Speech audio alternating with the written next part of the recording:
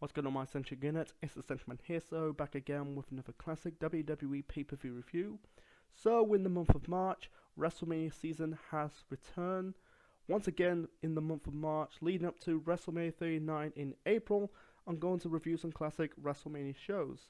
So, I did a poll on my community tab for what classic WrestleMania show you want me to review to kick off the 2023 WrestleMania season, and the winner is WrestleMania 29. I know it's not the 10-year anniversary yet, that's next month, but I want to review the show to kick off the 2023 WrestleMania season. So, WrestleMania 29. So, this show was at MetLife Stadium in East Rutherford, New Jersey on the 7th of April 2013. The attendance of the show was 80,676. WrestleMania 29 received about, I'm going to butcher this buy rate. I'll try to, pronounce this a buy rate. 1,048,000 buys. An upgrade than the WrestleMania 28 buy rate was, I think it was 1,217,000 buys that WrestleMania 28 had, because the main event of that show was John Cena versus The Rock, once in a lifetime, plus you had Undertaker versus Triple H inside Hell in a Cell, end of an era. That was bullshit. Not the match, but the tagline end of an era, because at the time Undertaker and Triple H, they're not retiring. So yeah, that was WrestleMania 28. I reviewed that show last year on this channel. Go and check it out. So the commentators for this show, WrestleMania 29, are Michael Cole, Jerry the King Lawler, and JBL. So this show is memorable for many things. You know, the WrestleMania 28 rematch between John Cena versus The Rock, twice in a lifetime. The last, you could say, last great match of the streak of The Undertaker, when Undertaker battles CM Punk. We'll get to those matches later on in this review. Plus Triple H, Brock, no holds barred. And this is the last WrestleMania with the two. Before that, you had, this is the first. I think it was the first WrestleMania in the state of New Jersey since WrestleMania 5 in 1989. That's known for Savage Hogan for the World Wrestling Federation Championship. Mega Powers exploded, and didn't do a WrestleMania in the state of New Jersey until WrestleMania 29, 24 years later. And next time they do a WrestleMania in the state of New Jersey will be at in this place of East Rutherford, New Jersey, will be at 6 years later at, it'll be WrestleMania 35, and that's known for the women's main event for the Raw and the SmackDown Women's Championship. It was Ronda Rousey versus Becky Lynch and Charlotte Flair. That's 6 years later. That's a classic WrestleMania review for another time. And this is the last. I forgot to mention this. I just want to get in the whole first WrestleMania in New Jersey first, and then move on to, yeah. And like I said, and this is the last WrestleMania with the two world title matches until WrestleMania 33 in 2017, because at the end of 2013 they unified both the WWE and World Heavyweight Championships together, and it's for the best, because there's no point doing two world champions, because there is no brand split at this moment in time. They go back to doing a single world champion for 3 years until they brought back the brand split and brought in the Universal title, to fill in the spot of the world title, the big gold belt. Anyway, and then unify both the titles again. Pointless. That's another story for another time. So yeah, just a recap. First WrestleMania in the state of New Jersey since WrestleMania 5. The last WrestleMania with two world titles until WrestleMania 33 in 2017, and plus rematches of John Cena John Cena Rock, and Triple H Brock Lesnar. So yeah, I'm trying to recap. So anyway, and also it's all bullshit about this WrestleMania. It's marketed as WrestleMania in MYNG, even though MetLife Stadium was in, you could technically it's in New York City. It's New York. It's in New Jersey, but they say New York City. It's very confusing Maybe it's in between New York and New Jersey. It's very confusing, man. Anyway, if you have more information, like just write it in the comment section below. I never get, man. So anyway, so we got technically you can say you got about 9 matches on the card. You got one pre-show match I'm gonna talk about right now. You got 4 championship matches on the show. This match is the first of 4 championship matches on this WrestleMania. So the only match on the pre-show. This is for the Intercontinental Championship. Wade Barrett defending the Intercontinental Championship against The Miz.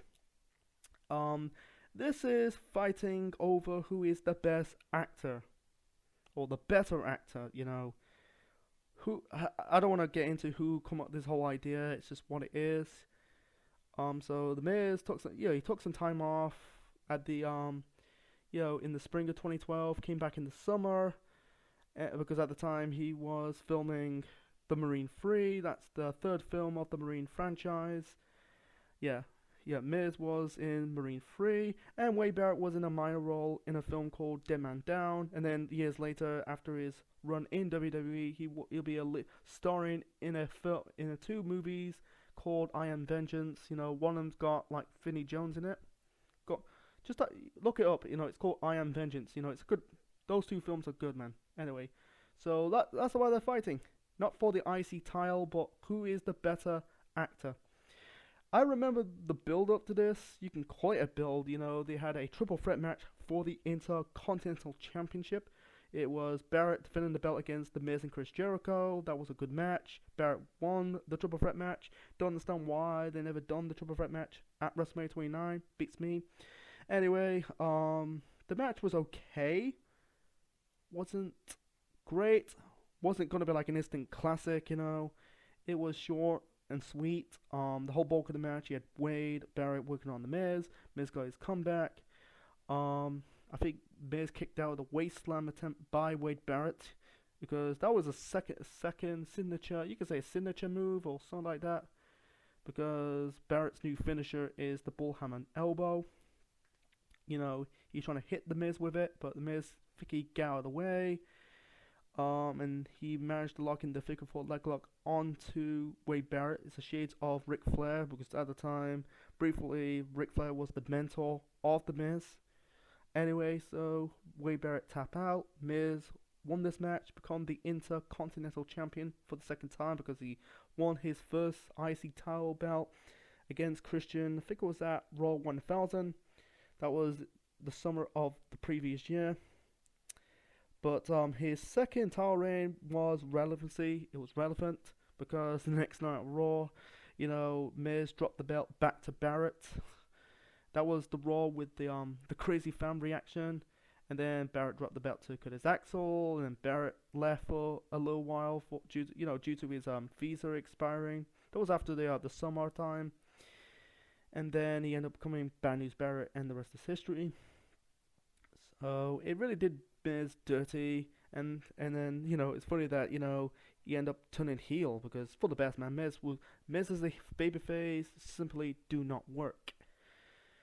So yeah, it was just like, why are you doing it on a pre-show? Because pre-show matches, they were bullshit, man. I wish they just put it on the main show.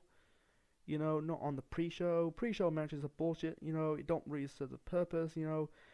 This show, WrestleMania, don't really need to do a pre-show. It's one of these shows you don't need to do a pre-show. Save it on your pay-per-views. But not on your bigger shows. Actually.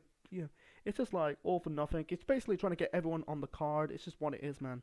That's my 2 cents on it. So I forgot to mention it. I'm gonna talk about right now. There's one match originally was scheduled on the show, and they kind of canceled it due to time constriction. Like they're running out of time. So it was supposed to be an 8-person. My apologies. An 8-person tag team match. The Tons of Funk. That is Brodus Clay, Tensai, at the time he's called Sweet Tea, stupid name, and the Funkle Dactyls, that is Cameron, and the future 2-time women's champion, or 2-time two-time SmackDown Women's Champion. My apologies, Naomi. They're taking on Team Rhodes Scholars. That is Cody Rhodes and Damian Sandow and the Bella Twins. Yeah, like I said, they canceled the match due to time constriction or time restriction of time. You know, it's the same thing. They end up fighting the next night on Raw with the crowd reaction. That was really good Raw, man. I'm gonna review that Raw in the future, man, because we're getting close to the 10-year anniversary of that Raw, man.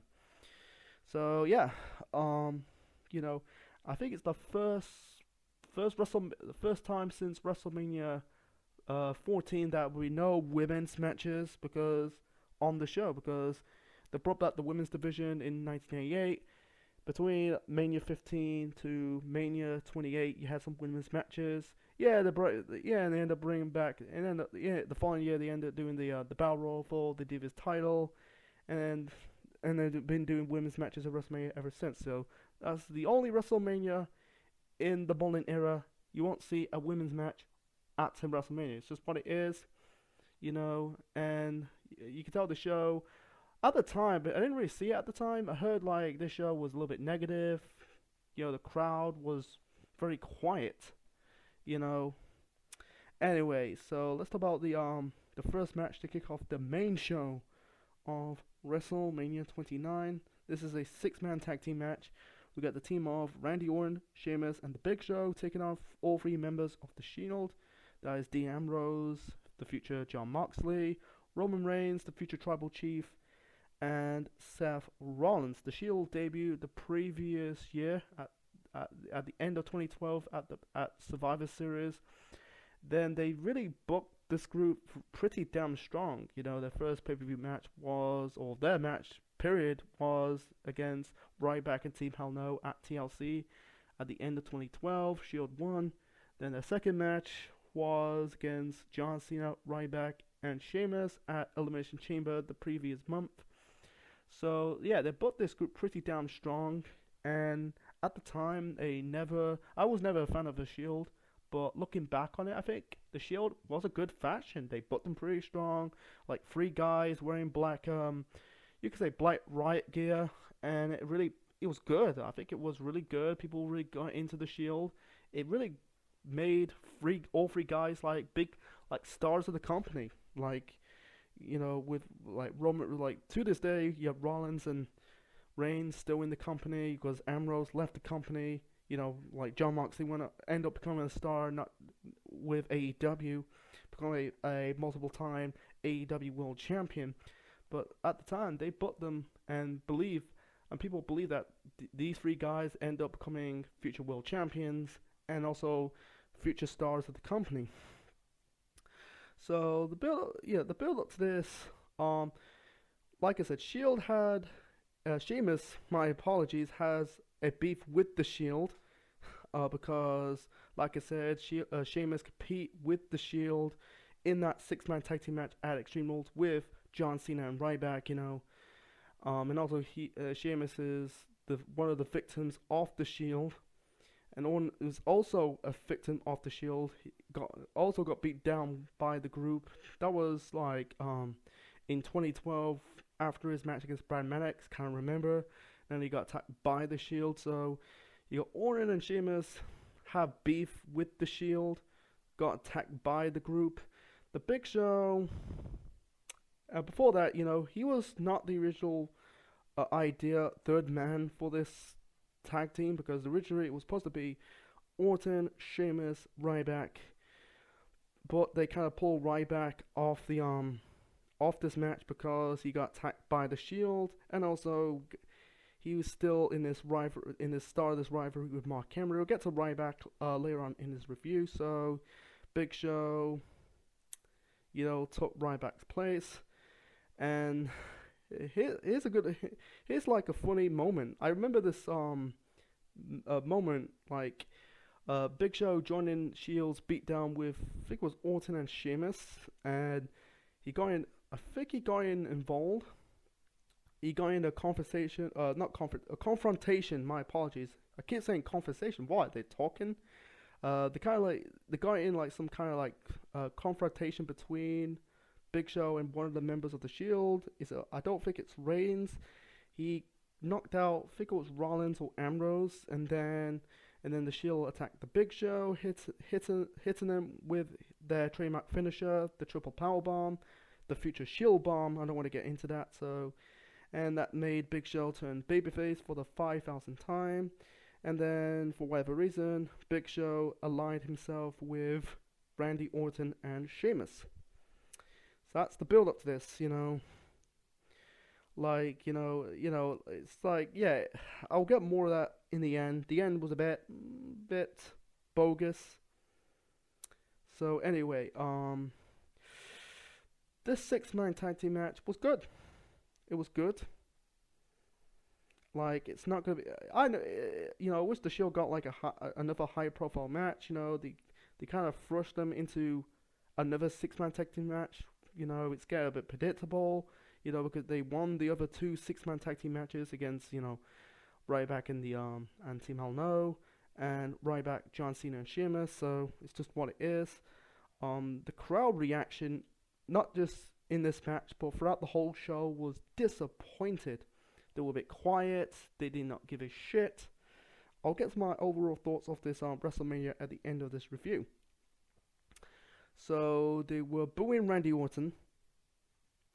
I think Sheamus has no reaction. I think Big Show also got no reaction as well. They cheered the Shield members like a bit, even though the Shield are potential new talents of the company. Like I said, they debuted at November the previous year at Survivor Series. It was just, you had the baby faces, got the moments in, and then the Shield members also got their moments in. They ganged up on the Big Show. And then I think one more of the match, Big Show removed the body fest of Dean Ambrose. Ambrose's physique is a bit average. To this day, he has an average physique. Dean Ambrose / Jon Moxley. It's just, he just has like a really average physique. He's not scrawny. He's sometimes a bit jacked, but at the same time, he looks a little fatter. And I don't know. He's just, he's not like a bodybuilder's physique. He's just got like he's got an okay physique, but it's just a bang average. I'm not gay. I'm just saying, just like he's never had like a impressive physique.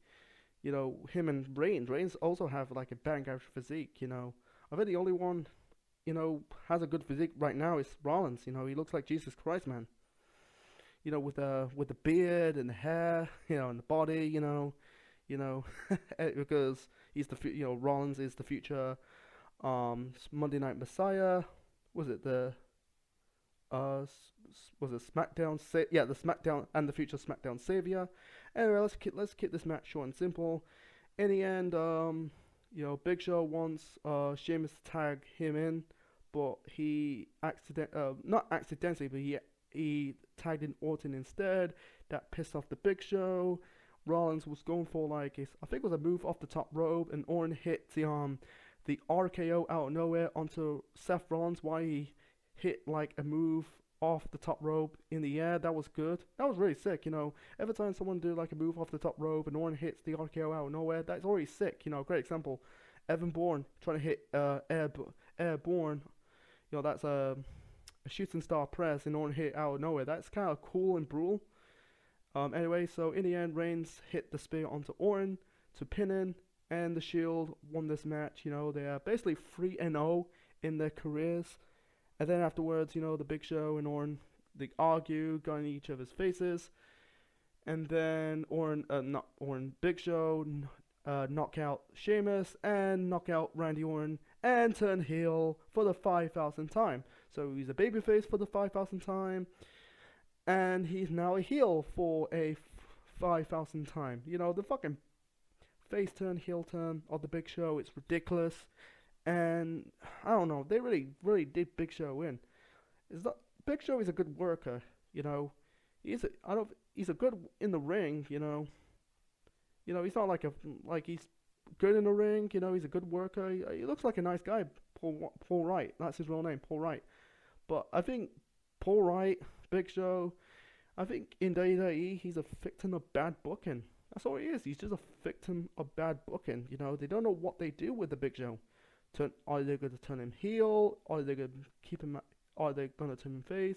Is he better off as a heel? Is he better off as the babyface? We don't know.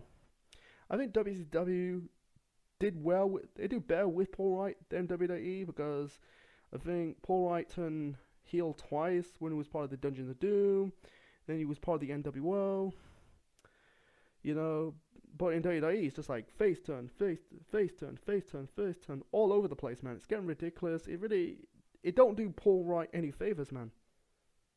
You know, I'm glad he's not doing anything in AEW. I think he had one match in AEW. I think he's a commentator in that Elevation show on YouTube. It's for the best, man. So anyway, you know, this is leading up to Big Show Orton at Extreme Rules. That Orton won that match against the Big Show. He kick him in the head with the punt kick. It's a way to write him off because he had a shoulder injuries, torn his rotator cuff. Then he came back later. He came back in the summer as a babyface for the once again with the 5,000 time. Did I mention that? And by the way, and then they're fighting again at the end of the year at Survivor Series for the WWE Championship. And that time the roles have reversed. Orton as a heel and Big Show is the babyface. So that's my 2 cents on it, man. It's just good for the Shield. This match is only for the Shield, putting over the Shield and set up this rivalry with Randy Orton, not just at Extreme Rules but at Survivor Series later that year. So moving on to the next match. So the next match we got Ryback versus Mark Henry. Any momentum that Ryback has is all gone going into this WrestleMania because wow, he's booked like a loser. You know, he was so red hot when he debuted in the spring the previous year. You know, feed me more. And then the second half of the year, you know, he went downhill because lost to CM Punk inside Hell in a Cell at Hell in a Cell 2012. Then he was part of the triple threat match against CM Punk against John Cena at Survivor Series. That was the night when the Shield debuted. Then he lost in that 6-man tag team match with Daniel Bryan and Kane against the Shield at TLC. Then he lost to CM Punk again, this time in a TLC match for the WWE Championship on, I think it was the first Raw 2013. Then he lost the Rumble match. He was the last person eliminated by John Cena. Then he lost another 6-man tag team match with the Shield. You know, all the momentum was gone. Ryback was booked like a loser at this moment in time. Mark Henry just came back at the start of the year after he took some time off due to injuries. And at that moment in time, Mark Henry, I think the bloom kind of fell off the rose of Mark Henry, man. He's not the same character when he was doing the whole Hall of Pain gimmick in 2011. So the build up to this is a bit weird and forgettable. It's been a long time. It's been almost 10 years since WrestleMania. So it's very difficult. I think Mark Henry attacked Ryback, and then I think for whatever reason, Mark Henry, I think he got his revenge on Mark Henry. I think he was going for like a shell shock, but Mark Henry got away. I don't know. It's very confusing. You know, like during the build, you know, they had the bench press contest it's between Ryback and Mark Henry. Ryback was about to break Mark Henry's bench press record, but instead Henry choked him out with the barbell. You know, I see that, you know, and I said to myself, how the fuck Ryback never torn his rotator cuff? It's not above his chest, it's like on his collarbone, you know, and that can tear muscles on your shoulder.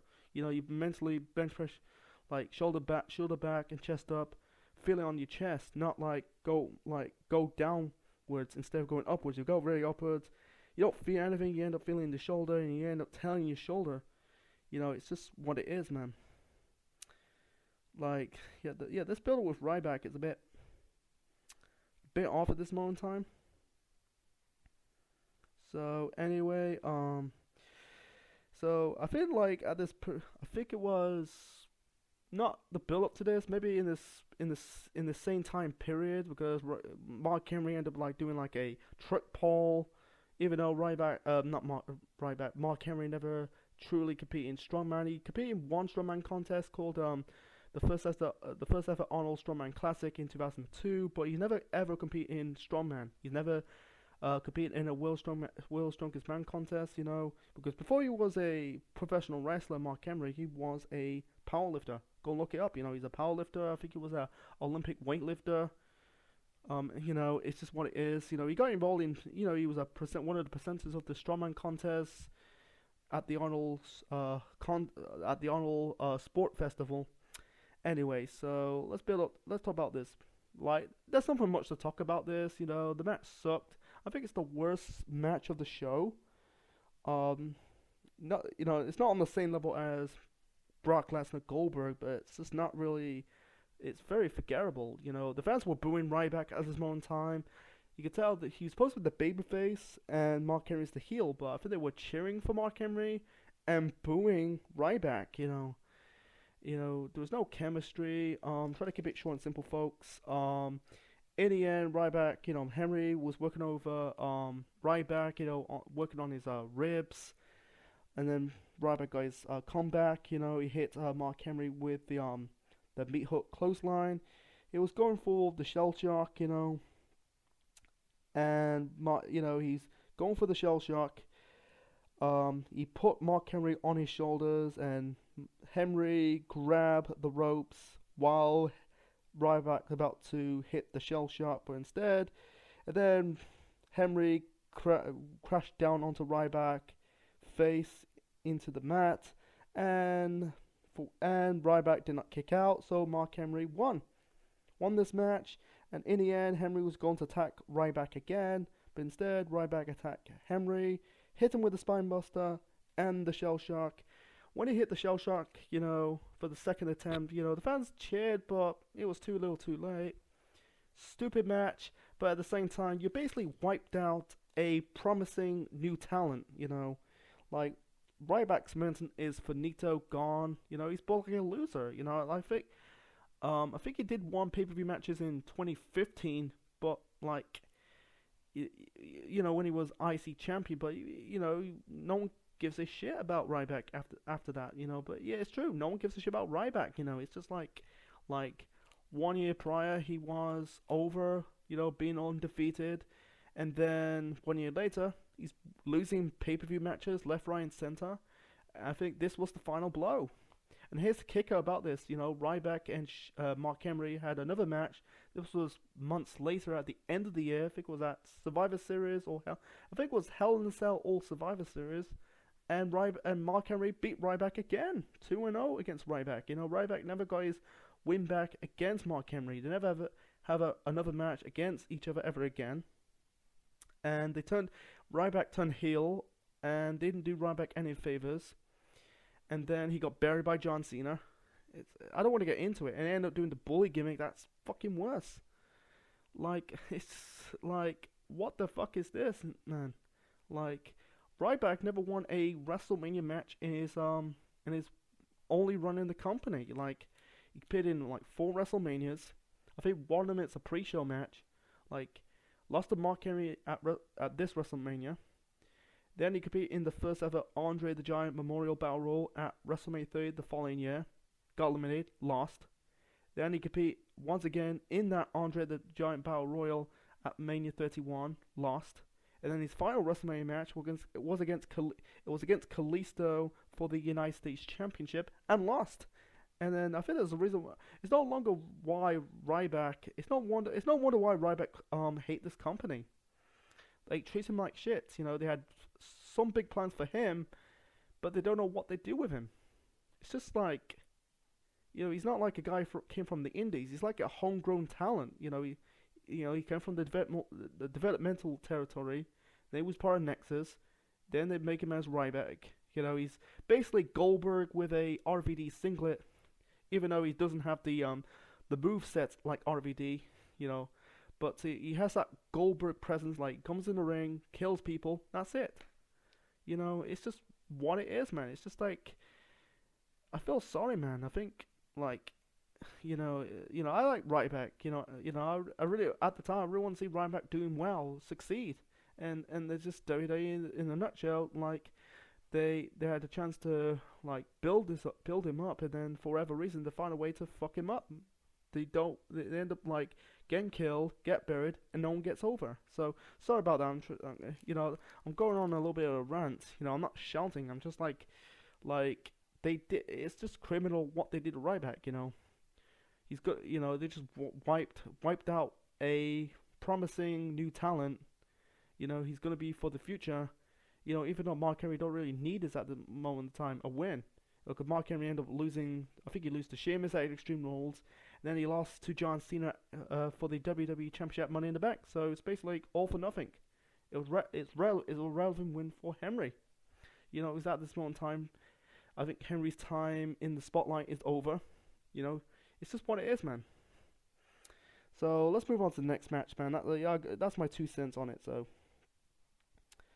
So the next match, this is the second of 4 championship matches on the show, and this is for the WWE Tag Team Championships.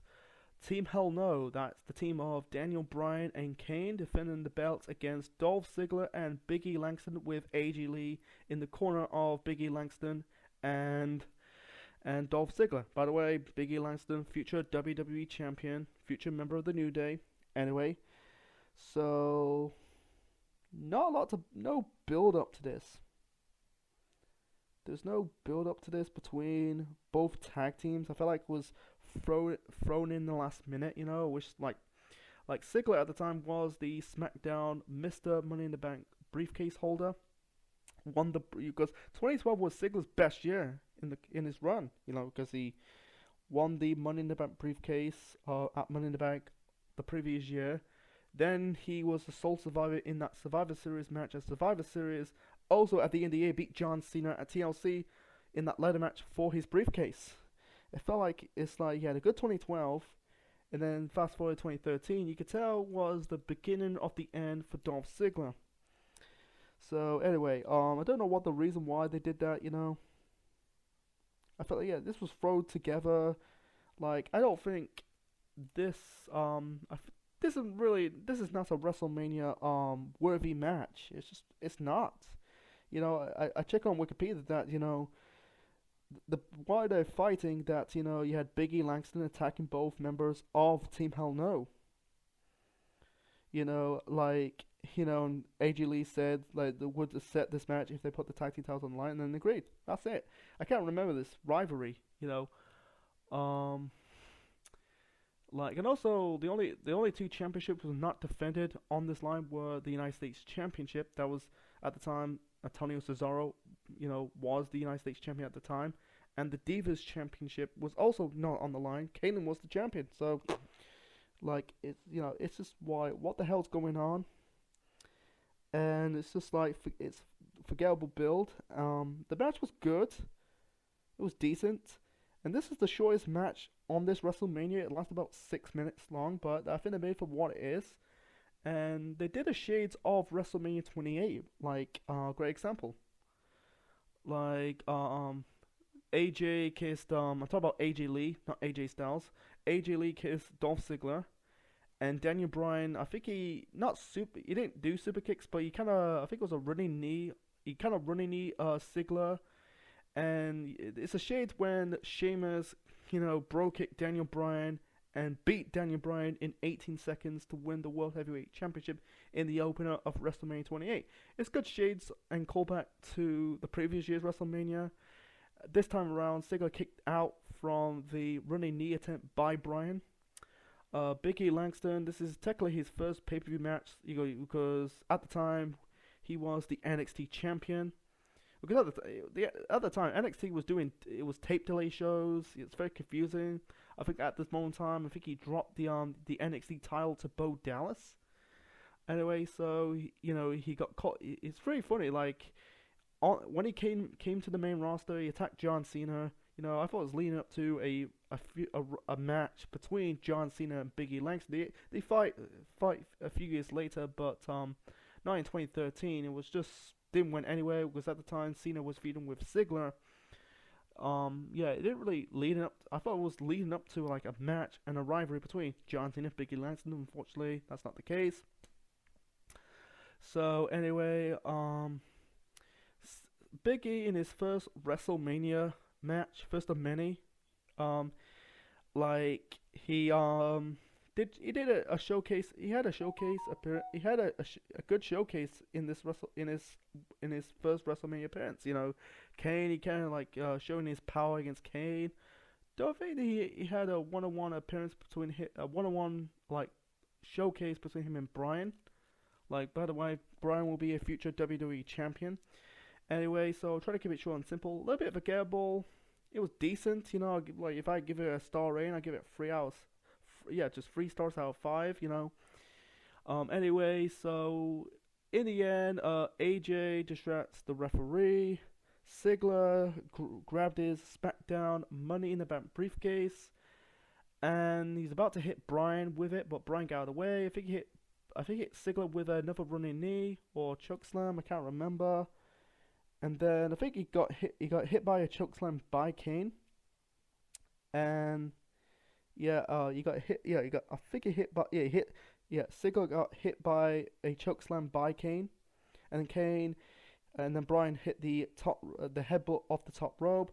Fucking, I don't understand why they did that. You know, because it's a load of bullshit. That we're erasing Chris Benoit off the history books. You know, because Bryan's doing the headbutt because they're, you know, like Benoit's been dead for almost, like, at the time, dead for 6 years, and they're still doing. You're letting Bryan doing Benoit's finisher and the headbutt. You know, I don't understand why they do that, man. You know, it's like load of shit, man. I don't want to get into it. So anyway, so Ziggler pins Bryan for the win. Team Hell No retain the tag team titles. By the way, they're in the one and only tag team title reign for this group. You know, because Bryan at this moment in time was a tweener because he's doing the no, like no, because the fans were trying yes, Bryan trying to no, and yeah, you can't really. It's really they kind of back themselves in the corner because Big E's the new guy. He doesn't want to get pinned, but at the same time, Ziggler takes the L. Because Ziggler at the time is the SmackDown Money in the Bank holder, and he's took the L. What gives, man? It's just what it is, man. You know, he got chokeslam by Kane, and then Bryan hit the headbutt off the top rope. So it's just wow. It's just like Ziggler should have got like a high profile match. We'll get to more of that later on. As for Team Hell No, this is the last time they retain a tag team titles on a pay-per-view because a few weeks later at Extreme Rules, they dropped the tag team titles to Roman Reigns and Seth Rollins of the Shield. And this is like they're moving on to the rivalry with the Shield, Team Hell No. You know, that lead up to Bryan becoming, you know, he basically calling himself like he's kind of blaming himself being a weak link. He set up another 6-man tag team matches against we teaming up with the Undertaker, Team Hell No teaming up with the Undertaker. Then, you know, on that SmackDown, I think it was in June, like Bryan went on to, you know, made I think one of the members of the Shield tap out. I think it was Reigns or Rollins or something like that on a SmackDown. They treated it like a pay-per-view match, so, you know, Daniel Bryan and I think it was Daniel Bryan, Team Hell No, and Randy Orton defeating the Shield on that SmackDown, and it was a big moment. They defeat the Shield, at the time one of the like promising young factions, you know, at that time. And at the time, Bryan ended up going back as a babyface for the first time since, you could say, 2011, doing the yes chants, and then that kind of elevate Bryan back into the main event picture. You know, he went on to win the WWE Championship, you know, later that year. So yeah, you could say that it was the last. You could say it's the last moment for Team Hell No. At the time, really one of my favorite tag teams, you know, of all time, or one of my greatest tag teams of all time. I like the Hardys, and yeah, I like the Hardys, man, yeah, and the Wolves. You know, I might do it one day, a video of my favorite tag teams of all time. But it was the last time. It's the last time that Team Hell No retained the tag team titles before, you know, they split up. You know, Kane doing his own thing, Bryan doing his own thing, and you know, and then the following year you end up like, you know, ending WrestleMania 30 as the WWE World Heavyweight Champion. So let's move on to the next match. So the next match, this is another match should never be on WrestleMania. So we got Fandango taking on Chris Jericho. So Fandango's Fandango is former known, or actually, did I call him formerly known? But he's formerly Johnny Curtis from NXT. You know, he won NXT Series 4 at the time. It was doing the game. It was a game show, not the NXT, the Yellow Brand show. Anyway, so he debuted his new character called Fandango. He's kind of like this, like, uh, tango, dancer. You know, it's not on the same level as Disco Inferno. No, it's this salsa slash tango dancer, you can call him. So he made his debut. He basically friend to walk out every time he's trying to compete in a match. You know, he's basically he made some numerous appearances, but he never competed because announcers and wrestlers repeatedly mispronounce his name. So Jericho he confronted Jericho on the 22nd of March episode of SmackDown, and Jericho made fun of Fandango's name, causing Fandango to interfere in Jericho's matches and attacking him. So that's the build up to this. So the build up to this, Jericho mocking the name pronouncing of Fandango. It's Fandango. Yeah, like Ziggler, I think Jericho should have got like like another high-profile WrestleMania match. You know, it's really funny that in the last two WrestleManias, I know he didn't compete in 27 because he took a break from wrestling, but 26 and 28 he was in a world title picture.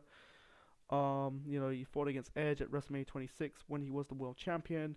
The previous year at WrestleMania 28, he fought against CM Punk with a good storyline. For this is the weakest Jericho match in his WrestleMania career. You know, he had better matches. You know, I think he's weaker WrestleMania match since you could say Triple H at WrestleMania 18 a decade early. Anyway, so Fandango is not over. His gimmick kind of sucked. I think one more of the match, Fandango hits his finisher. It was basically a leg drop off the top rope. Jericho kicked out. He was going for that same finisher again. Jericho got out of the way.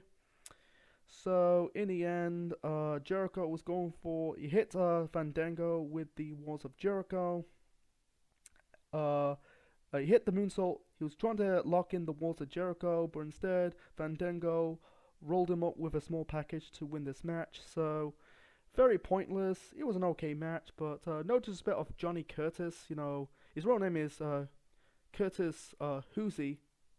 You know, or maybe it is Johnny Curtis. You know, his name is Curtis Jonathan Hoosie, but you know, you could say in some certain degree is Johnny Curtis. But Johnny Curtis, you know, he was an okay worker. He was a good athlete, but the gimmick sucked. You know. Afterwards, you know, it's a way to get Fandango over. You know, I think it's the wrong person to have Jericho in his first match with that character. You know, maybe, you know, he ended up feuding with a mini feud with Santino Marella. That was later on in the year, in the spring and summertime of 2013.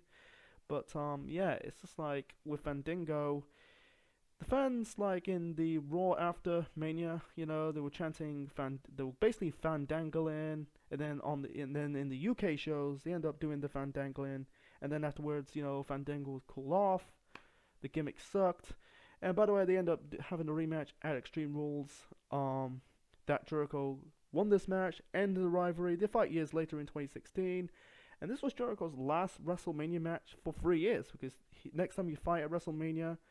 Will be at in Dallas, Texas in 2016 at WrestleMania 32 against AJ Styles, and they became the veteran Chris Jericho with the goatee, the scarf, the board with a catchphrase like you know, stupid idiot and drinking in man.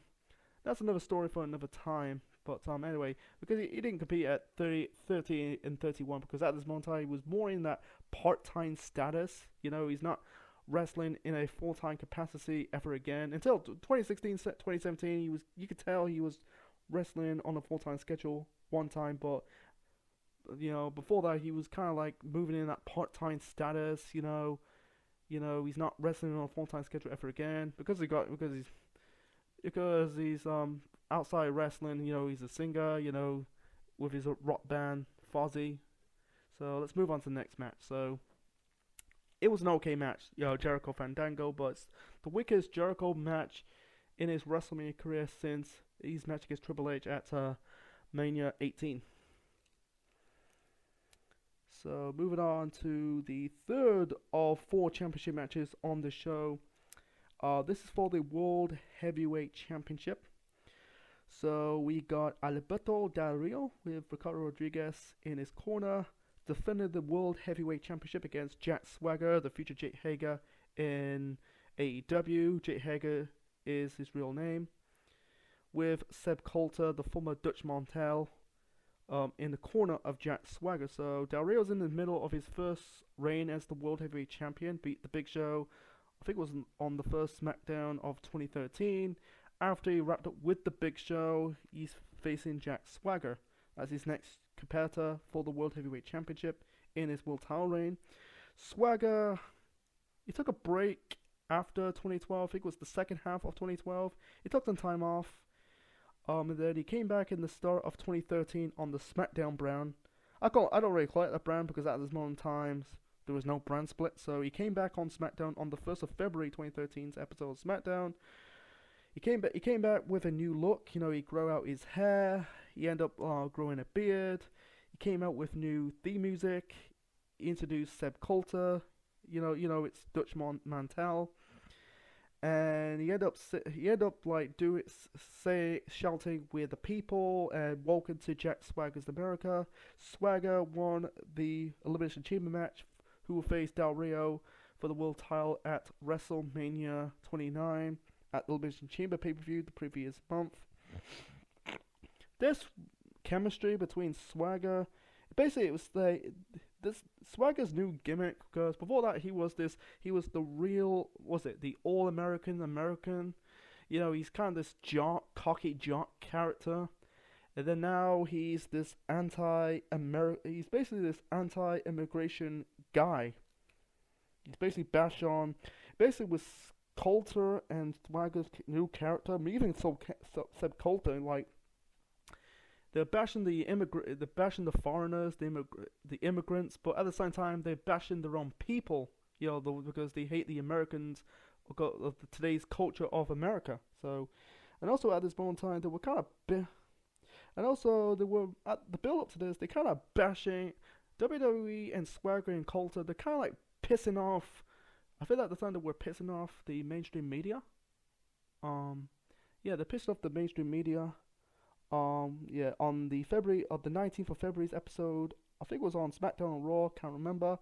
So basically they were bashing on, not on episodes, actually, on the 19th of February, they're kind of pissing off the mainstream media, including Glenn Beck, who's kind of like a reporter. They were, WWE, Swagger and Coulter, they're basically mocking the Tea Party movement. Yeah, they're mocking the Tea Party movement, I don't want to get into it. I don't know the whole thing, And also, Swagger and Coulter, they're basically they broke character. I think it was on WWE. I think you're not going to find it, They broke characters. They kind of challenged Coulter to be on Raw. Not Coulter, Beck to be on Raw. Glenn Beck to be on Raw.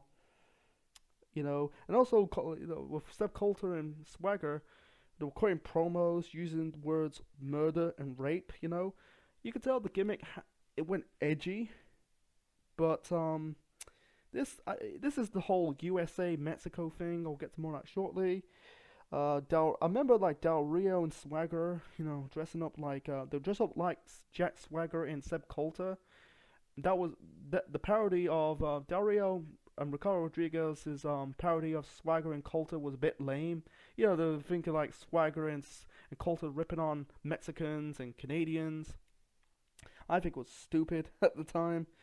It was stupid then. It's just people are not buying into Swagger this gimmick. It was good. It was showing some serious. But at the same time, I think people are not buying into Swagger's gonna be the world champion. And also, I think a few weeks prior, Swagger broke Ricardo Rodriguez, that's Del Rio's personal ring announcer / friend's ankle to get some heat. He kind of named Swagger's ankle lock the Patriot lock. to get some heat. Anyway, yeah, I think people are not buying Swagger. He's gonna to win the world title for the second time because of his first world title reign. That was way back in 2010. That was sucked because Swagger was not ready in that world title picture. That's another story, another time that we'll get into it. I think the whole USA Mexico thing was a bit stupid at the time because like they're not getting behind Swagger. At the same time, they're not getting behind Del Rio. I think Del Rio's momentum was gone as a babyface. It was okay for the Big Show. It was there for the short term, but for the long term, people are getting tired about his character. It's just what, yes, but, like neither are not getting over. No one wants to get behind Del Rio, and no one to get behind Jack Swagger. It's the fucking truth. Anyway, so it's just better off. It was better off if Swagger was a babyface, Del Rio was a heel. If Del Rio's trashing the American people, maybe it could work. But no, because it's just Swagger and Coulter is just not bashing immigrants, but they're just basically bashing the people in America. It's like, what the hell?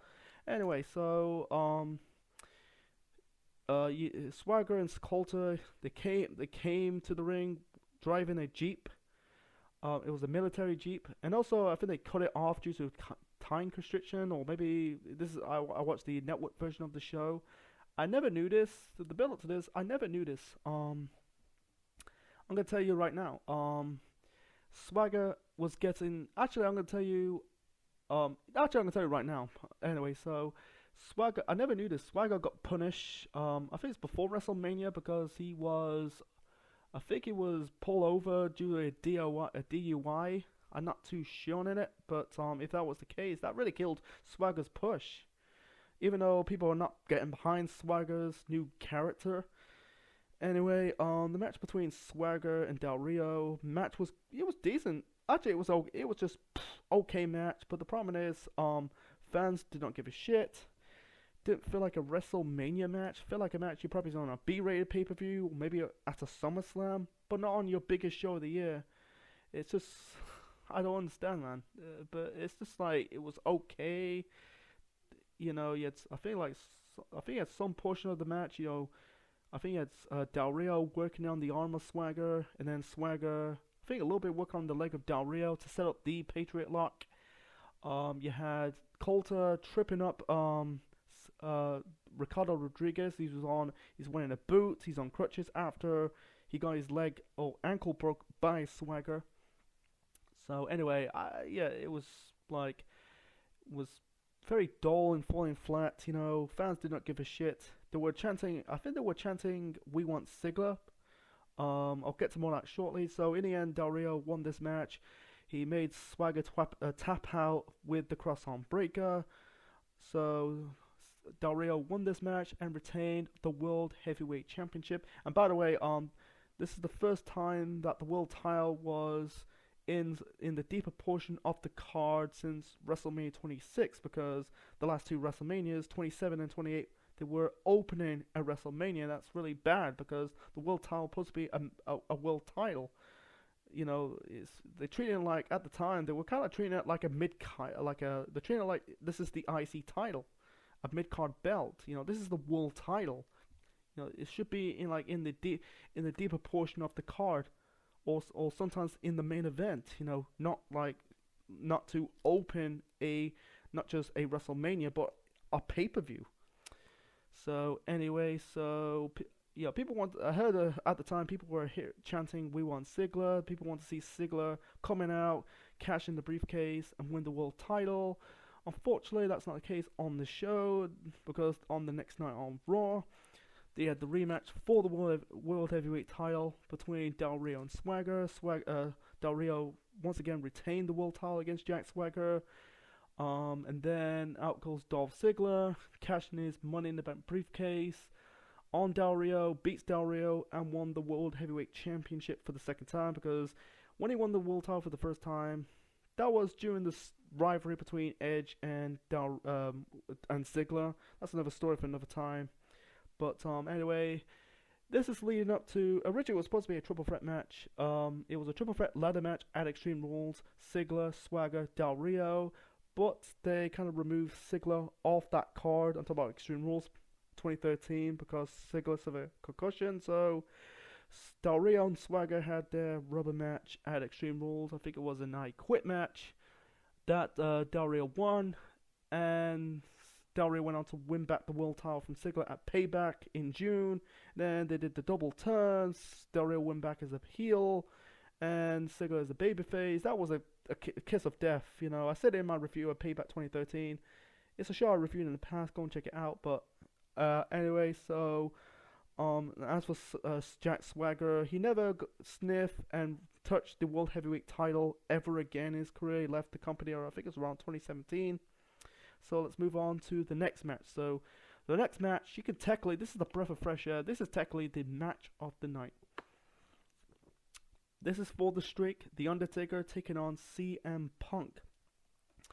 So this is their first match, first rivalry since 2009. Actually, first match since 2010, but the first time they fought in a rivalry since 2009. This is the whole, Undertaker's Hell's Gate being banned. Hell in a Cell 2009 was the last. Well, really, it was Bragging Rights 2009 was the end of this rivalry between Punk and Taker. Anyway, so this rivalry was a bit mixed bag for me. This will revolve around the death of Paul Bearer because Paul Bearer died in March. Weeks before, month before WrestleMania. He died of a heart attack. They're kind of like, man, WWE over the years they get a lot of shit. Like they're basically exploiting deaths of dead wrestlers. Great example, they exploit the death of Eddie Guerrero. Now they exploit this death with Paul Bearer in this rivalry between CM Punk and Undertaker. And then years later they exploit the death of Jim Neidhart. No story for another time. So yeah, Punk basically messing around with Paul Bearer's urn. Keep like teasing it like he's gonna spill it and break the urn. Like, it's just like, and then on the Go Home Raw, you had Punk, you had Paul Heyman dressed up like Paul Bearer, and then you had Punk dressed up like one of Undertaker's druids, attack the Undertaker, and pouring the ashes of Paul Bearer out of the urn onto the Undertaker. I heard it was very blasphemy and, like, really crossing the line. I heard rumors that Punk, like, I feel like the family of Paul Bearer gave Punk permission to do this storyline, but for me, I think it's still wrong, and you're really pissing off the fans of Paul Bearer. It's just basically a man just died. It's very tasteless. I get it with Punk. It got Punk some heat. Understand why, but for me, I just like it was going too far. I hate that, man. But I'm glad when Punk pulled the ashes out of the urn of Paul Bearer. It's not the actual ashes of Paul Bearer, that's like, otherwise they would go too far in it, It's just sad that Paul Bearer died, he died at the age of 58.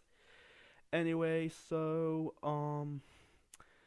the match was good, man. The match was this match was good. Match of the night, you had Living Colour performing CM Punk's theme music. Then Undertaker had a really sick entrance. He was wearing his hood. You got the arms out of nowhere, mysterious random arms in the background, the shadow. Man, that is sick. That's a sick entrance of the Undertaker, man. This is match of the night. It went really. It had good time. They were chanting CM Punk Undertaker, man. It's really good. I know like Punk and Taker hate each other in real life. I don't want to get into that, but anyway, it was really good for what it is.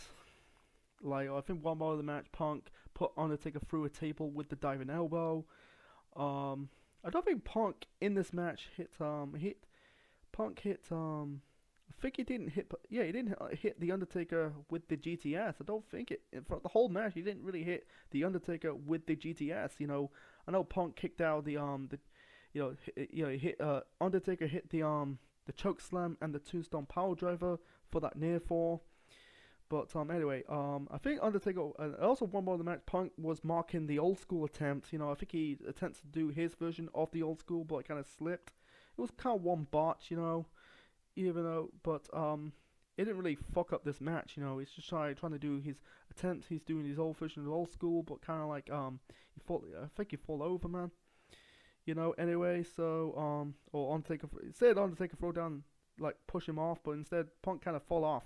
He just don't have the skill and the quality as the Undertaker. Undertaker's one of the rare moves, rare guys, big guys to pull off some big cruiserweight moves. Even Undertaker is a big dude, but he moves like a cruiserweight. So I thought the streak would come to an end. One about yeah, you had Undertaker trying to hit CM Punk with the last ride. Heyman gave Punk the urn. Punk bashed the urn onto the head of the Undertaker. You thought the streak was going to end, but instead, Taker kick out. And then Punk trying to lock in the Anaconda Vice on the Undertaker. And then Undertaker, before that, Taker was going for the attempt to lock Punk with the Hell's Gate. Punk, I think he counted into a bridge pin for the near fall. Yeah, I think this is a good. You probably seen it. Punk was going for the Anaconda Vice on the Undertaker. Undertaker rose up. That was sickening seeing Punk's facial reaction, seeing Undertaker rose up, and then Taker just chokeslammed the CM Punk, then tombstone him near fall.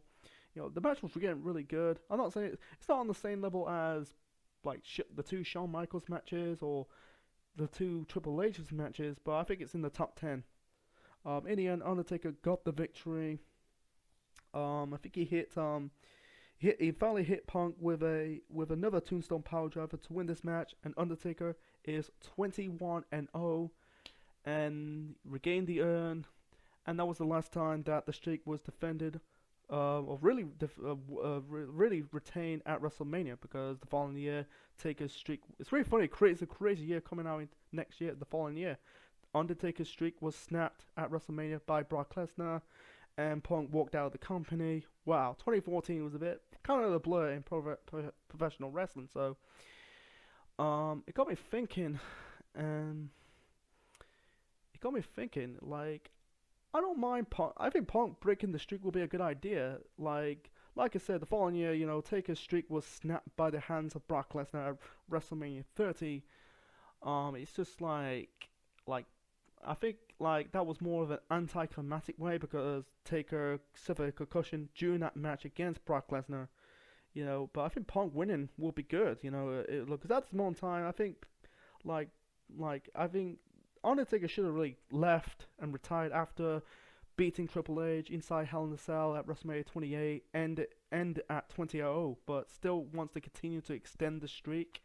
I think it was bad. It was a bad choicing, because Undertaker at this point in time, I understand why. I think he was kind of wants to still want to go, but instead he's in his 40s, Like years later, he ended up having one of the worst matches in his career against Roman Reigns at WrestleMania 33. That was really bad. Yeah, it's just like, really, I wish he just retired. I'm glad he retired in 2020. His final match was a good match against AJ Styles, the main event of Mania 36 in that Boneyard match. But I think he should have retired sooner than 2020. He should have retired. He should have basically had Punk dropping, for whatever. They should have put their differences aside for this match. Have Punk gone over, beat the streak. That really puts Punk in the legendary status, man, because Punk is the upcoming top star of the company at the time. Longest reigning champion. He got the fans back into wrestling when he cut that pipe bomb promo in 2020 in 2011. At the time Taker and Punk don't like each other. It's just like, it's a shame. In what kind of in an Ultimate Universe, you imagine Punk broke the streak of the Undertaker, becoming 20-1. That would be good. But it's just like, the following year, Taker's streak came to an end. Punk walked out of the company, and also with professional wrestling for 7 years. It's just like, that's another story for another time. But besides that, I think this match is basically the last great match of the streak. It really was dramatized maybe, yeah, people believing and buying into like maybe Punk could have a chance to break the streak. Unfortunately, that's not the case. I think the point that Undertaker should have really stepped aside after Mania 28 and just retired, man. He retired years later, but he should have retired sooner than 2020. Sorry, folks. Trying to my laptop's getting flat. My laptop's running out of juice. Anyway, put the battery up. Put the charger in. Up. About to. Anyway, I'm trying to wrap up this review. Anyway, so let's move on to match number 8 or match number 7. So the next match, this is a no holds barred match. Triple H versus Brock Lesnar. In the corner of Triple H, got the Heartbreaker Shawn Michaels. In the corner of Brock Lesnar, Paul Heyman. Twice in 2 matches that Paul Heyman's managing another client, because the previous match he managing CM Punk. Now he's managing the Beast, Brock Lesnar. So the stipulation in this no holds barred match, if Triple H lose, he will be forced to retire. So this rivalry started in the spring after Extreme Rules, the Raw after Extreme Rules, when Brock broke the arm of Triple H with the Kimura lock. Then months later, and then he went on to break the arm of Shawn Michaels. Then they had the first match of the rivalry at SummerSlam between Lesnar and Triple H. Brock won the first match of the rivalry. Once again, broke the arm of Triple H. Then Brock took some time off. Triple H also took some time off. Then he came back and basically broke the hip of Vince McMahon. Basically, hit Vince with the F5. Then Triple H came back with a new look, and he cut his hair. Don't understand why he cut his hair, because it's not like Triple H is balding. He's got full length of hair. It's not like Shawn and Taker. They end up having the hairline. They're getting bolder by the front. Anyway, so the other stipulation that if Triple H loses this match, he will force to retire. Then Shawn Michaels end up be in the corner of Triple H, his best friend. So the match was good. People will go harsh on this match, but I think it was a decent good match. But at the same time, I understand why people like it, because the crowd did not give a crap. The crowd died. They're not interested. I feel they were burnt out of the whole Undertaker CM Punk match. It was good for what it is. Not like an old school no holds barred match. Not on the same level as the Undertaker Triple H no holds barred match at Mania 27 in 2011. But it was fine for what it is. Shawn got his nose busted open by Brock Lesnar for real. I think Brock hit him with a elbow or forearm shot. There's screens of Shawn's nose was busted wide open. Anyway, there's no one bled in this match. Triple H did not bled. Brock did not bled. I think the build up to this was a bit let down, because they had that brawl, weeks prior. It's just like, I think it was like did not lift up the hype. And by the way, this is Brock Lesnar's first WrestleMania match since that horrifying match against Goldberg at Mania 20. So it was just like, it's just disappointed, slightly disappointed. But I think it was a decent match for what it is. I don't know why Shawn's got involved in this match, because even though he's not wrestling, he's stopping Paul Heyman trying to hit Triple H with the chair. I think he's switching music, Paul Heyman, while he's holding the chair. And then I think Brock hit Shawn Michaels with the switching music. Anyway, so Brock was going for the Kimura lock onto Triple H, trying to break his arm again for the 3rd time, but instead Triple H countered into I think it was a spine buster. Then Triple H trying to lock his version of the Kimura onto Kimura. I call him Kamala. It's being Kimura. He tried to lock in the submission hold onto Lesnar, because I understand why. Because he got his arm broken by Lesnar twice.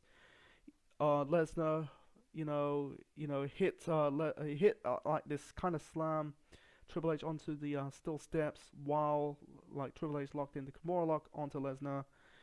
He's trying to do it 3 times but failed because Lesnar like broke out of the hold. So in the end, Triple H got the victory, hit the clothesline, not clothesline, the pedigree onto Lesnar for the win. I think it was on the steel steps. I'm not too sure on it because he did it for the first attempt earlier on this match, but Lesnar kicked out. But anyway, the match was decent.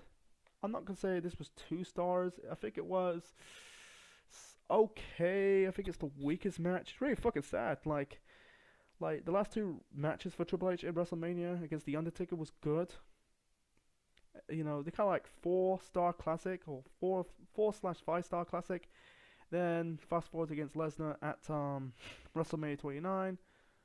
I give it 3 stars. I think it was good for what it is, even though the fans do not give a shit. You know, because I think they were burnt out. Like I said, burnt out because of the CM Punk Undertaker match. But the whole the retiring stipulation was pointless because Triple H ended up like remain as a pro wrestler. You know, I wish he's just in like if I do a fantasy booking match, I think Brock should have gone over, man. I think it makes sense because after that, because in the next few WrestleManias, Triple H getting involved in, you know, he should have. He end up like thrust himself back into these high-profile WrestleMania matches against Daniel Bryan at Mania 30. I know it's got like a storyline against Sting, against main event WrestleMania 32 as the WWE Champion against Roman Reigns, then against Rollins 33, and then teaming up with his wife Stephanie against Ronda Rousey and Kurt Angle, you know, and then Batista in 35. You know, I feel like at this moment in time, I think Triple H needs to like should have retired, man. You know, because you don't need to prove in. You know, I think that just they need part time to beef up the WrestleMania card, but unfortunately you don't need that. You know, you got to focus on your talent you have. You know, yeah, you're gonna have some WrestleManias without this. It's not gonna be. Yeah, it's not. We're not gonna get like a true. We're not getting like a classic WrestleMania ever again. Yeah, it's never gonna be the same. But at the same time, like people get playing over the years, over those WrestleManias, like going into the mid 2010s and the late 2010s, of of complaining about like the part timers and the celebrities hogging the spots, and being in these high profile WrestleMania matches. So anyway, it equalized the rivalry between Brock Lesnar and Triple H. They had the rubber match at Extreme Rules a few weeks later in the steel cage match that Brock Lesnar won this match, and this is leading up to a mini feud with Curtis Axel for Triple H, and then end up forming the Authority, and the rest is history. And then and then Triple H end up continue to wrestle until 2022 due to he suffered a heart attack. So let's move on to the main event. I've been doing this for nearly an hour, man. So moving on to the main event, folks, and yeah, 2 guys on your screen right now. This is for the WWE Championship. The Rock versus John Cena, twice of the lifetime. So the first John Cena Rock match at Mania 28 in The Rock's hometown of Miami was good. It was got to be in the top 10 or top 20 best WrestleMania matches of all time. Both represent the generation of fans. Even though Cena over the years been shoved down people's throats, Rock, he's been super universal popular by the fans since the Attitude Era. Rock beat John Cena in Miami, Florida. So the building like this is a redemption for John Cena. He blames The Rock for his downward spiral. Sorry, I'm trying to get my words in. He's his fall. A great example. He had his divorce. That's got nothing to do with The Rock. Inside WWE, getting attacked by Brock Lesnar, losing to John Laurinaitis after the Big Show knocked him out and turned heel for the 5,000th time, and also winning the Money in the Bank briefcase and become the first guy in the history of Money in the Bank to fail to cash in the briefcase to become the world champion. So he blames The Rock with that. So at the Royal Rumble, moving the story fast forward. So Cena won the 2013 Royal Rumble match. Beat, the Rock beat CM Punk for the WWE Championship at that same show to sell twice in the lifetime. I say it before. I say it in my review of Royal Rumble 2013. They should have done Punk and Rock at WrestleMania 29, not this. They should have saved it at another WrestleMania, probably Mania 30 or Mania 31, or don't do it at all, man. Because it's just proving like doing WrestleMania rematches, in the main event just simply do not work. It's just what it is, man. But anyway, the build up to this was so forgettable. I like the build up to Mania 28 was memorable because they cut each other promos, like Cena with the rapper gimmick, Rock did the Rock concert, Rock, throwing Cena's merchandise into the Boston Tea Party, the Boston Harbor. But there was no, the build up to Mania 29 was so forgettable. I think they did like a debate or something. It was just, oh my god, man, it's just very forgettable, man. It's just very wasteful. Had no business to do a rematch. It's just why they did that beats me. It's just like, again, they got a good buy rate for this WrestleMania, but at the same time, I feel like they're better off have someone main event. They should have done Punk and Rock. If I reverse the two main events of two shows, they should have Rock, John Cena at the Royal Rumble 2013, and Punk and Rock at WrestleMania 29. I think you imagine the buy rate might go up with Punk and Rock. Main event WrestleMania 29, get Punk that main event. He never main event as the WWE champion. So trying to keep it short and simple. Anyway, the match, there's nothing much to talk about. It's just spanning finishes, and the calm conclusion. Of course, everyone knows that Cena's leaving and going to beat The Rock, getting his win back, because I think Cena complained in some interview that he didn't like losing to The Rock at WrestleMania 28. You put him over in his hometown. I don't want to get into it, man. So it's just typical, like Cena, Rock kick out of Cena's AA. I think Cena kicked out of the People's Elbow, and The Rock bombed by The Rock. Both locking each other's submission holds, like Cena's FTF, the STF, The Rock, the sharpshooter. They also did a callback to the previous match at Mania 28, when Cena was going for like his version of the People's Elbow, he's about to do it, then Rock rose up, instead of Rock managed to hit Cena with that finisher, he kind of backed up a bit. That was a bit cool because he's not gonna let The Rock win again. So anyway, it was just like back and forth. It was just no believability. I thought, if Cena or Rock turning heel, people want to see it something different, but unfortunately that's not the case. In the end, Cena hit The Rock with a third AA for the win, and retain and win the WWE Championship for the 11th time in his career. First one since 2011. So anyway, the reason why I keep it short and simple, because go and check it out, but actually don't, because there's nothing much to talk about, because it's just like kicking out finishes. It's nothing new. It didn't feel like a WrestleMania match. Feel like a match you probably see at the Rumble. It's just one of these. I think they wasted a WrestleMania main event for this, because Cena complained about losing to The Rock. It's just like, it's just like, I don't mind Rock's title reign. I'm not saying it's gonna be. I know it's forgettable because it's short title reign. Because I don't mind Rock winning the title, because you give him one more last run as champion. Even though Rock showed up on TV as the champion, going into his feud with CM Punk and his feud with John Cena. But it got me thinking. I did my fancy booking that I wish Rock beat Punk at this WrestleMania. You get like good feeling, and then you could probably have Rock dropping the belt to CM Punk on the next night on Raw, or at Extreme Rules, the first pay-per-view after WrestleMania, and then you get and then Rock leaves, and then Rock could continue focus on and continuing with his movie career, man. It's just like it's really funny. Like both Rock and John Cena now are in Hollywood. They're in the DC extended universe, but I think it was just a waste of time. Like Punk, it really, Punk never got that main event WrestleMania match he never wanted. Because he's always in the somewhere in the mid card.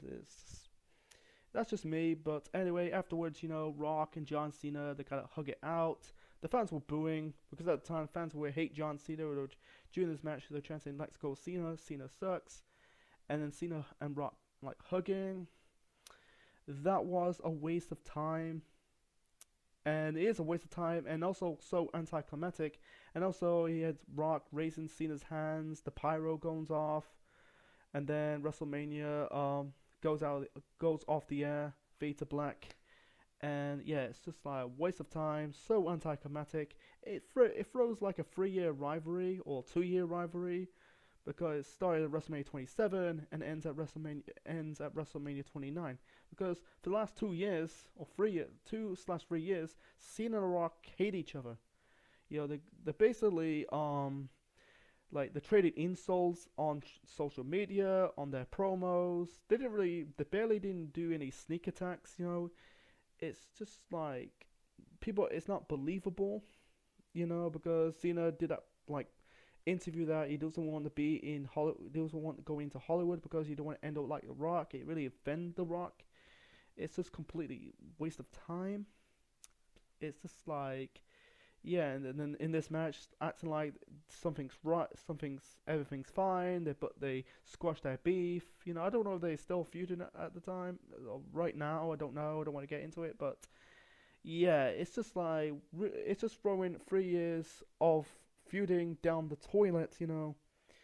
It's just like, what the fuck is this? They were booing. Yeah, they were booing. They were booing. I think they were booing both The Rock and John Cena. So, this was technically The Rock's final match as a pro wrestler. Because it's funny, like a few years later at WrestleMania in 2016 in Texas, Rock and John Cena teaming up against the Wyatt family in an angle. But I don't want. That's another story for another time. But anyway, Rock suffered the self-proclaimed the next night said the Rock suffered a groin injury, but that's all bullshit. Anyway, yeah, it's funny that he didn't came back at Mania 31 against Triple H.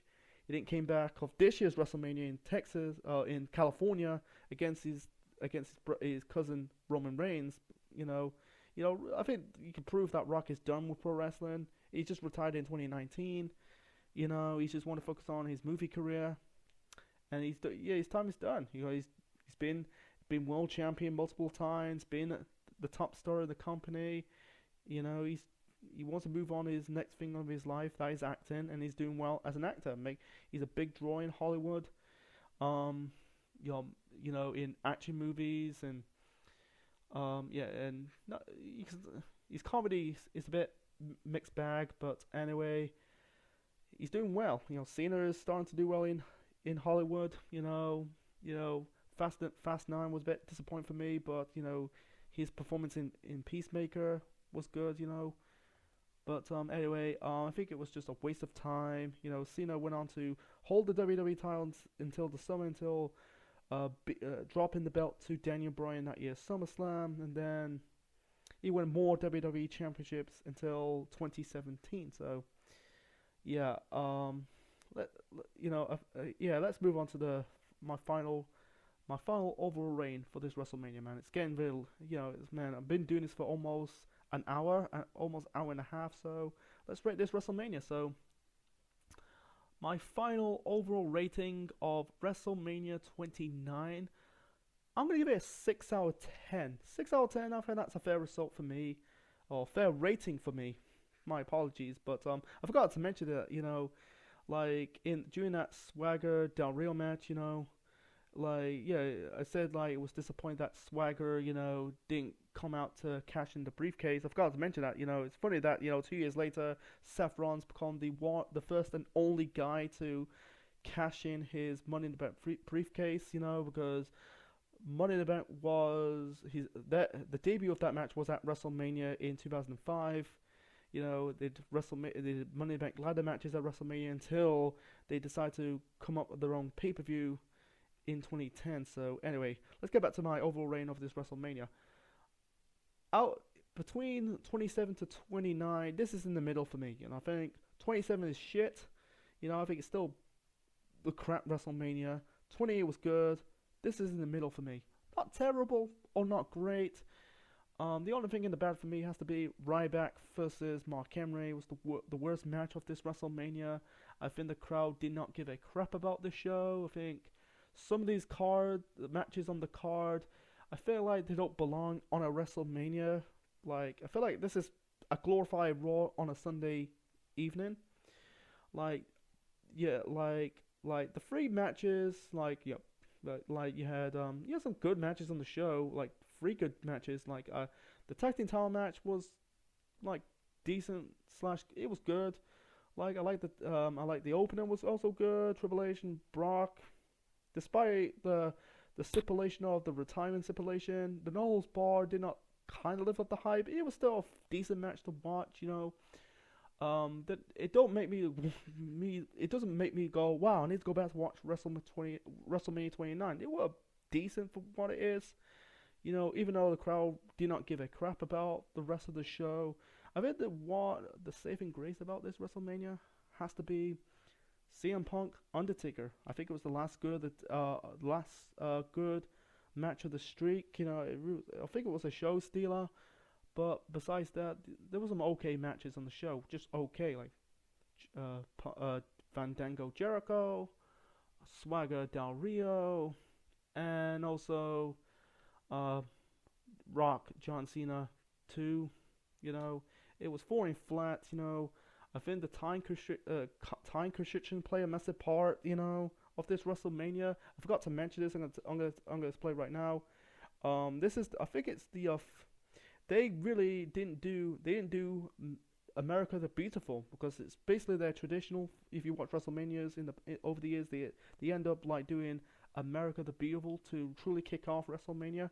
We never got there on this WrestleMania because of the time constraints.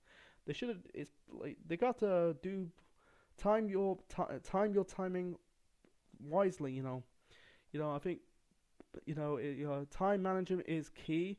I think it was very poor. I feel like some of these matches were rushed because this is self-proclaimed a 4-hour WrestleMania. You should like give it more time. But anyway, it's a bit yeah. This is just like not a waste of time WrestleMania.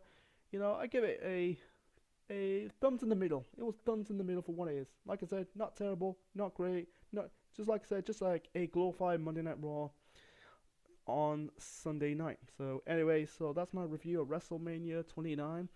Sorry it's a bit long, it's just what it is. So leave your thoughts in the comment section below, smash the like button, click the bell, what's your thoughts of WrestleMania 29, and subscribe to the Central Man Network on YouTube. Be part of the Central Unit for more wrestling videos and more. Next time, we're keeping this WrestleMania season train going. It got me thinking, let's review a true classic WrestleMania going back into the 1980s, and it's back in Jersey. This WrestleMania is in New Jersey. This WrestleMania is known for a 40-man tournament to crown the new WWF champion or World Wrestling Federation champion. And this show's at Trump Plaza. You know what I'm talking about. The next classic WrestleMania I'm going to review is